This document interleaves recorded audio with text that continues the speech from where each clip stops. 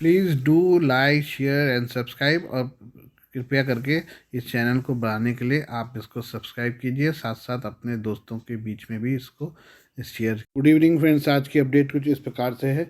आज हम जो बात करेंगे वो आज बात करेंगे भारत की ब्रह्मोस मिसाइल की, जिसकी अब एक्सटेंडेड रेंज 900 किलोमीटर हो गई है।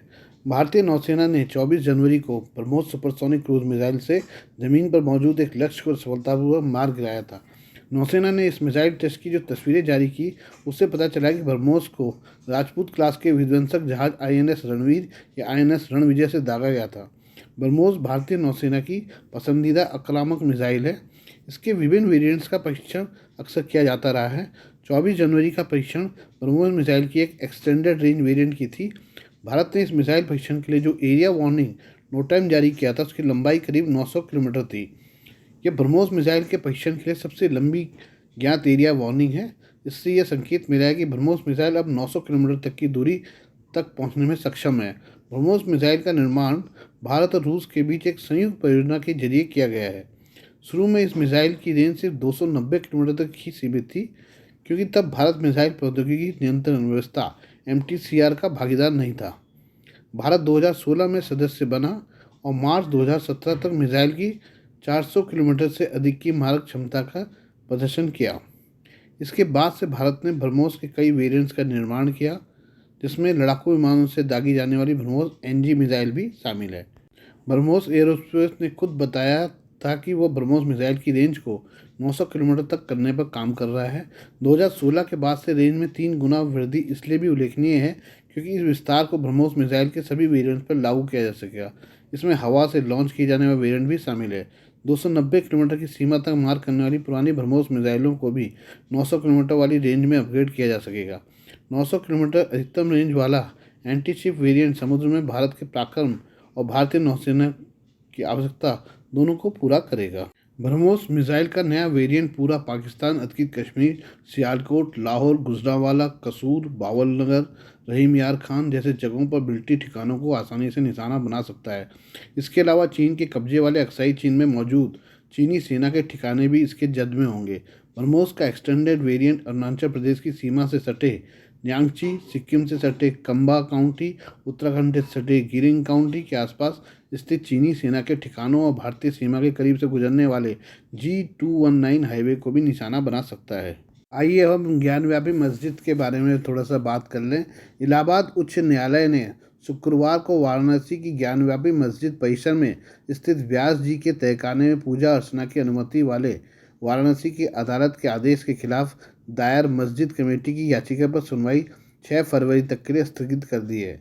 ज्ञानव्यापी मस्जिद का प्रबंधन करने वाली अंजुमन इंतजामिया मस्जिद कमेटी ने वाराणसी की अदालत के आदेश को उच्च न्यायालय में चुनौती देते हुए यह अपील दायर की है। न्यायमूर्ति रोहित रंजन अग्रवाल ने मस्जिद कमेटी की याचिका पर सुनवाई 6 फरवरी तक के लिए स्थगित कर दी है। अदालत में दाखिल अपील में श्री काशी विश्वनाथ मंदिर के न्यासी मंडल और आचार्य वेद व्यास पीठ मंदिर के मुख्य पुजारी शैलेंद्र कुमार पाठक को पक्षकार बनाया गया है। वाराणसी की अदालत के निर्णय के खिलाफ दाखिल अपील में दलील दी गई है कि यह वाद स्वयं में पूजा स्थल अधिनियम 1991 के तहत पोषणीय नहीं है। साथ ही तहखाने के व्यास परिवार के स्वामित्व में होने या पूजा आदि के लिए देखरेख किए जाने की कोई चर्चा नहीं थी, जैसा कि मौजूदा वाद में दावा किया गया है। अपील में यह भी आरोप है कि इस वाद को दायर करने का मुख्य उद्देश्य ज्ञानवापी मस्जिद के संचालन को लेकर कृत्रिम विवाद पैदा करना है, जहाँ नियमित रूप से नमाज अदा की जाती है। बता दें कि वाराणसी कोर्ट द्वारा आदेश दिए जाने के बाद व्यास तहखाने में पूजा अर्चना शुरू हो गई है। कोर्ट के आदेश के खिलाफ मुस्लिम पक्ष ने देर रात सुप्रीम कोर्ट में याचिका दायर की थी, जिसे खारिज कर दिया गया था। साथ ही हाईकोर्ट जाने का आदेश दिया था। हाईकोर्ट में मुस्लिम पक्ष के अधिवक्ता ने कहा कि 31 जनवरी आदेश आने के कारण तुरंत कोर्ट आना पड़ा। 17 जनवरी के आदेश को भी देंगे चुनौती। जस्टिस रोहित रंजन ने मामले की सुनवाई की। न्यायाधीश ने यूपी सरकार को जगह संरक्षित करने को कहा है। हिंदू पक्ष के अधिवक्ता विष्णु शंकर जैन ने मुस्लिम पक्ष की मांग का विरोध किया। 6 फरवरी को दोपहर 2 बजे मामले की अगली सुनवाई होगी। इलाहाबाद हाईकोर्ट ने पूजा अर्चना पर रोक नहीं लगाई है। कोर्ट ने यूपी सरकार को जगह संरक्षित करने को कहा है। कोर्ट ने कहा कि कोई नुकसान या निर्माण नहीं होना चाहिए। हाईकोर्ट से रोक नहीं लगने से तहखाने में दर्शन पूजन जारी रहेगा। अगली सुनवाई पर मुस्लिम पक्ष 17 जनवरी 2024 के आदेश को भी चुनौती देगा। जिला जज ने डीएम वाराणसी को इस आदेश से रिसीवर नियुक्त किया है। 17 जनवरी से डीएम वाराणसी रिसीवर नियुक्त हुए हैं। देखभाल की जिम्मेदारी उनकी है। कोर्ट ने यूपी के एडवोकेट जनरल से कानून व्यवस्था को लेकर जरूरी कदम उठाने का आदेश दिया है। डीएम वाराणसी सुरक्षा व्यवस्था सुनिश्चित करेंगे। ये में से और तफ्तीश से जाने कि ज्ञानव्यापी का आखिर मतलब है क्या। ज्ञानव्यापी शब्द इन दिनों सबसे ज़्यादा चर्चा में है। इसका मुख्य कारण वाराणसी स्थित जो ज्ञानव्यापी परिसर है, जहाँ काशी विश्वनाथ मंदिर के साथ ही साथ मस्जिद भी है। ज्ञानव्यापी शब्द ज्ञान प्लस वापी से बना है, जिसका मतलब है ज्ञान का तालाब। कहते हैं कि इसका ये नाम उस तालाब की वजह से पड़ा जो अब मस्जिद के अंदर है। वहीं भगवान शिव के गण नंदी मस्जिद की ओर आज भी मुंह किए बैठे हैं। जाने ज्ञानव्यापी का इतिहास। इसका इतिहास क्या है। कहा जाता है कि विश्वनाथ मंदिर को सबसे पहले 1194 में मोहम्मद गौरी ने लूटा और तोड़फोड़ की। इसके बाद 15वीं सदी में राजा टोडरमल ने मंदिर का जीर्णोद्धार करवाया।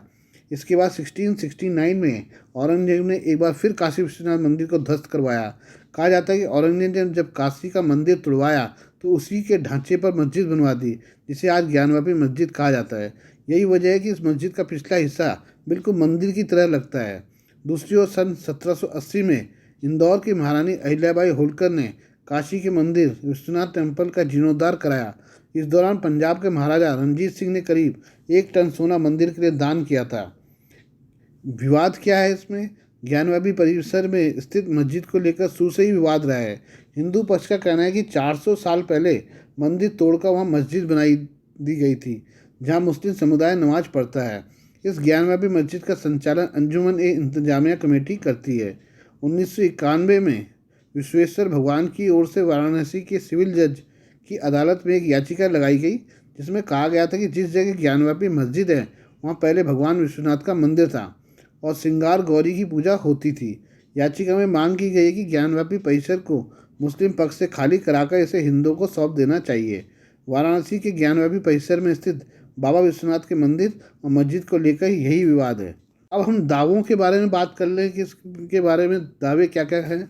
मंदिर के संबंध में दावा यह है कि यहाँ प्राचीन काल से भगवान विश्वेश्वर का स्वयंभू ज्योतिर्लिंग स्थापित है। सम्राट विक्रमादित्य ने इसके आसपास मंदिर का निर्माण कराया।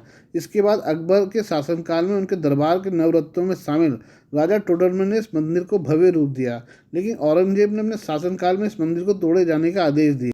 औरंगजेब की इस आदेश का जिक्र उसी काल में लिखी गई मशहूर किताब मुआसिर ए अलामगीरी में है।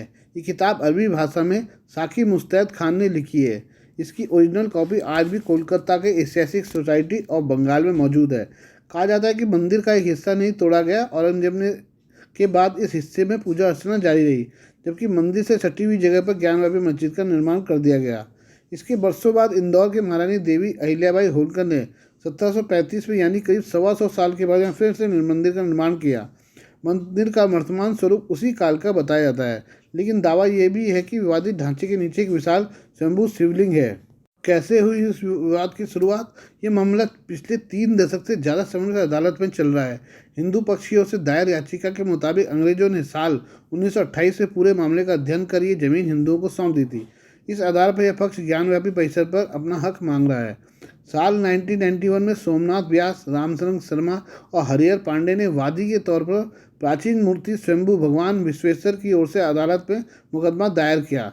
इसके बाद मस्जिद कमेटी ने प्लेसेस ऑफ वर्शिप एक्ट 1991 का हवाला देकर इस दावे को चुनौती दी है। 1993 ने इलाहाबाद उच्च न्यायालय ने इस संबंध में स्टे दे दिया और यथास्थिति कायम रही। ये भी जान लें कि प्लेसेस ऑफ वर्शिप एक्ट है क्या। 1991 में केंद्र में पीवी नरसिम्हा राव की सरकार थी। उनकी सरकार में ये कानून लाया गया था। ये कानून कहता है कि 15 अगस्त 1947 से पहले जो धार्मिक स्थल जिस रूप में था वो उसी रूप में रहेगा, उसके साथ छेड़छाड़ या बदलाव नहीं किया जा सकता। क्योंकि अयोध्या विवाद का मामला आज़ादी से पहले से कोर्ट में चल रहा था, इसलिए इसे छूट दी गई थी। लेकिन ज्ञानव्यापी मस्जिद और शाही ईदगाह मस्जिद पर ये लोग लागू होता है। इस कानून में साफ है कि आज़ादी के समय जो धार्मिक स्थल जैसा था वो हमेशा वैसा ही रहेगा, उसके साथ कोई बदलाव नहीं हो सकता। इसमें यह भी है कि अगर कोई ऐसा करता है तो उसे 1 से 3 साल तक की कैद और जुर्माने की सज़ा हो सकती है। आज के लिए बस इतना ही। बाकी मिलते हैं कल आपसे नई खबरों के साथ। धन्यवाद।